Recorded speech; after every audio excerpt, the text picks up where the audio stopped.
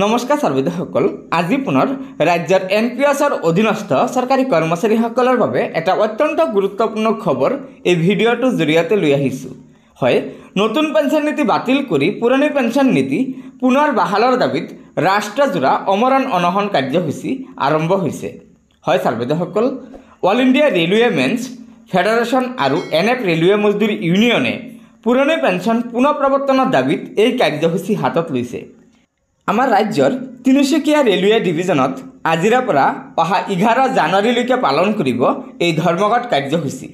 Joint ফোৰাম ৰেষ্টৰেশ্যন old পেঞ্চনৰ আহ্বানত পালন কৰা ধৰ্মঘটত ৰেলৱে মজদুৰ ইউনিয়নৰ কেন্দ্ৰীয় সহকাৰী সাধাৰণ সম্পাদক পুলক গগৈ ডাঙৰীয়াই ধৰ্মঘট কাৰ্যসূচীত অংশগ্ৰহণ কৰি কেন্দ্ৰীয় চৰকাৰক সমালোচনা কৰি কয় যে 5 বছৰৰ বাবে নিৰ্বাচিত হোৱা সাংসদ বা বিধায়কসকলে জীৱনজোৰা পেঞ্চন লাভ কৰে, আনহাতে গোটেই জীৱন দেশৰ বুনিয়াদ কৰা সভ্যতা সংস্কৃতি আৰু অৰ্থনীতিৰ হকে সেৱা আগবঢ়োৱা কৰ্মচাৰীসকলক এনপিএছৰ সুবিধা দি চৰকাৰে কৰ্মচাৰীসকলক অন্ধকাৰ জীৱনলৈ ঠেলি দিছে।